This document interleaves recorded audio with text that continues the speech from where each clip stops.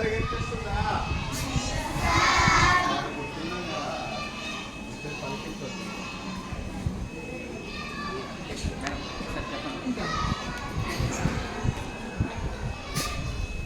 Fourth class వాళ్ళు చేతులు ఎత్తండి.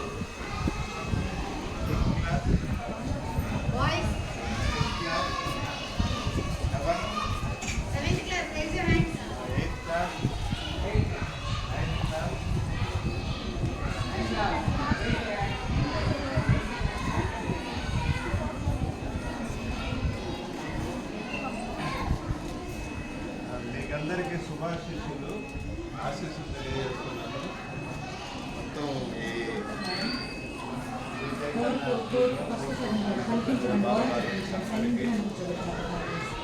అందరికి శుభాశీస్సులుగా బ్లెస్సింగ్స్. నేను ఒక చిన్న విషయం మీతో షేర్ చేసుకోవడానికి వచ్చాను.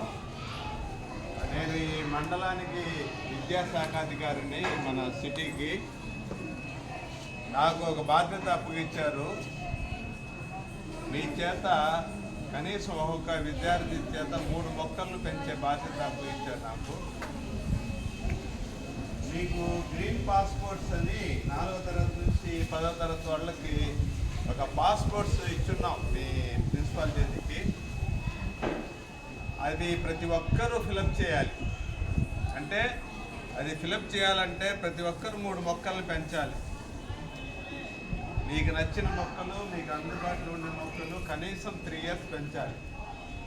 సపోజ్ నేను అనుకోండి, నా చిన్నప్పటి నుంచి ఎంచుకుంటే 500 ప్లాంట్స్ పెంచాలి.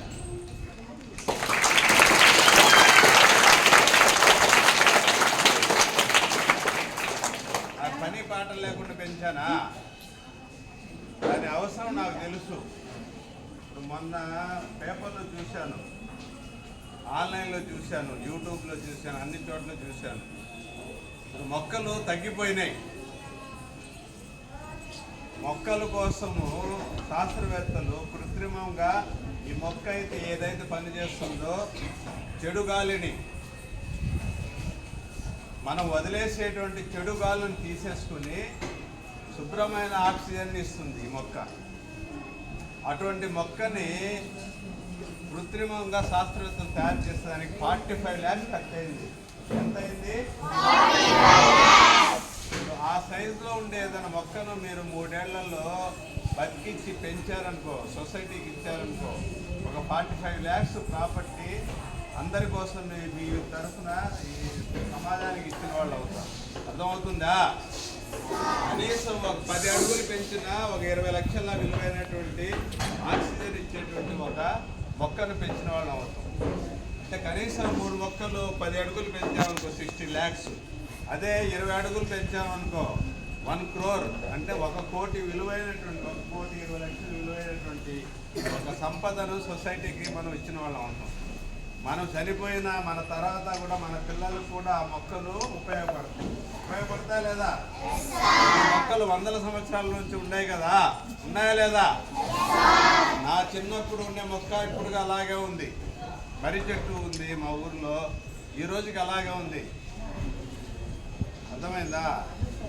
నేను పుట్టక ముందు వేసిన మొక్క, మా నాయన వాళ్ళు వేసిన మొక్క, వాళ్ళు చనిపోయి కూడా 20 ఏళ్ళు అయిపోయింది. ఇప్పటికీ ఆ మొక్కలు ఉన్నాయి, మహావృక్షాలుగా ఉన్నాయి.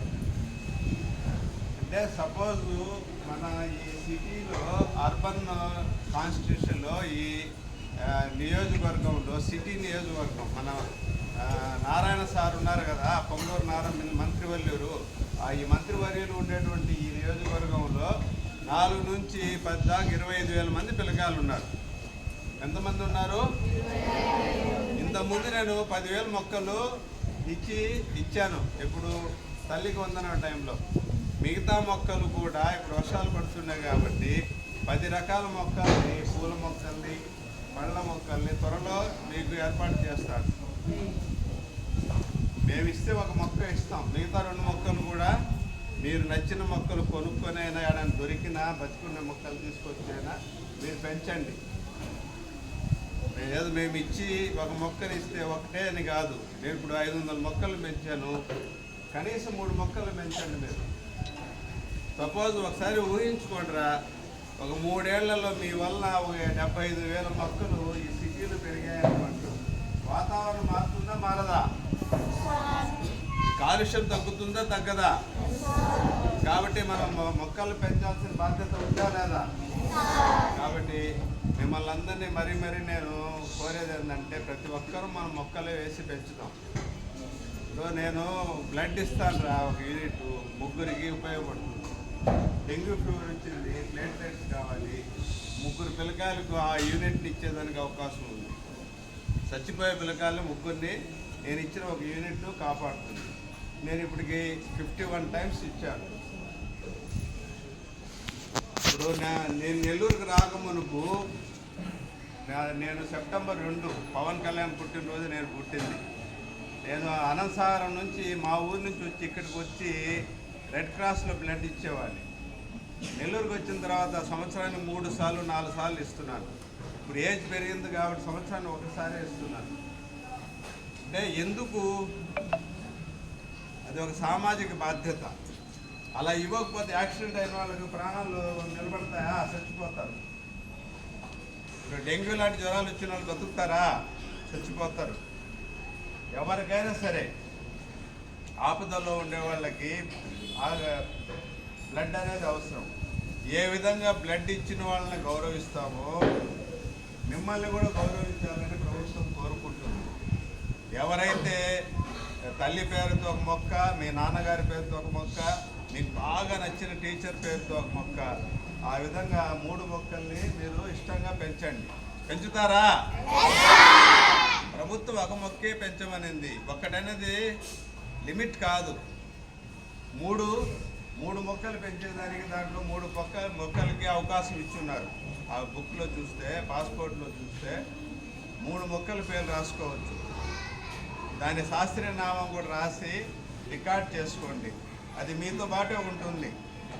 రేపు 3 ఏళ్ళు మొక్కలు పెరిగిన తర్వాత ఫోటో అంతా సెట్ చేసి మీ హెచ్ఎం ద్వారా, ప్రిన్సిపల్ ద్వారా సంతకం పెట్టించి ఆన్లైన్ చేస్తే మీకు ప్రభుత్వం నుంచి ఒక సర్టిఫికేట్ వస్తుంది. అది మీరు మంచి పిల్లలు, మంచి బాధ్యత కలిగిన పిల్లలు అనేటువంటి ఒక సర్టిఫికేట్ అన్నమాట. అది ఎవరు చూసినా కూడా మిమ్మల్ని గౌరవిస్తారు. అంతెందుకు, నేను స్టేట్ అవార్డు తీసుకునేటప్పుడు నేను అక్షరాస్యత కార్యక్రమంలో 100 మందికి చదువు చెప్పాను రాత్రులు. ఆ సర్టిఫికేట్ నాకు ఉపయోగపడింది. State best head master award ఇచ్చేటప్పుడు ఎప్పుడో నేను తీసుకున్నటువంటి అక్షర దీపంలో రాత్రి బడి చెప్పినటువంటి ఆ సర్టిఫికేట్ నాకు ఉపయోగపడింది. అలాగే ఈ మొక్కలు పెంచే సర్టిఫికేట్ కూడా ఏదో టైంలో ఆ సర్టిఫికేట్ లేని పిల్లకాయలు, సర్టిఫికేట్ ఉన్న పిల్లకాయలు ఏదైనా కాంపిటీషన్లో పోటీ పడ్డారనుకో, ఈ సర్టిఫికేట్ ఉపయోగపడుతుంది. అవునా కదా? ఎందుకు? ఇది మీకు మంచి ఆలోచనలు ఉండే, ఆరోగ్యకరమైనటువంటి ఆలోచనలు ఉండేటువంటి మంచి పిల్లలు, వీళ్ళు సొసైటీకి ఏదో చేశారు, 3 మొక్కలు పెంచడం ద్వారా సొసైటీకి వీళ్ళు ఉపయోగపడ్డారనేటువంటి ఒక సందేశం వెళ్తుంది. పెంచుతారా? ఓకే. ఈ అవకాశం ఇచ్చిన మీ ప్రిన్సిపాల్ గారికి థ్యాంక్స్. మీరందరూ మంచి పిల్లలు. మొక్కల యొక్క ఆవశ్యకత మీకు తెలుసు కాబట్టి ఖచ్చితంగా వర్షాలు పడుతుండే ఆడైనా బతుకుండే మొక్క ఉంటే మీ పరికరంలో మీ ఇళ్ళ దగ్గర వేసి పెంచండి. దాని ఫోటో తీసి సార్కి ఇచ్చి రికార్డ్ చేసుకోండి. లేదు ఆల్రెడీ కొందరు మొక్కలు పెంచుకుంటారు, ఒక 5-6 అడుగులు పెంచిన మొక్కలు ఉన్నా కూడా ఫోటో తీసి ఆ పేరు రాసి దాంట్లో రికార్డ్ చేయండి. చేస్తారా? 100% చేయాలి ఈ స్కూల్లో పిల్లలందరూ. Thank you.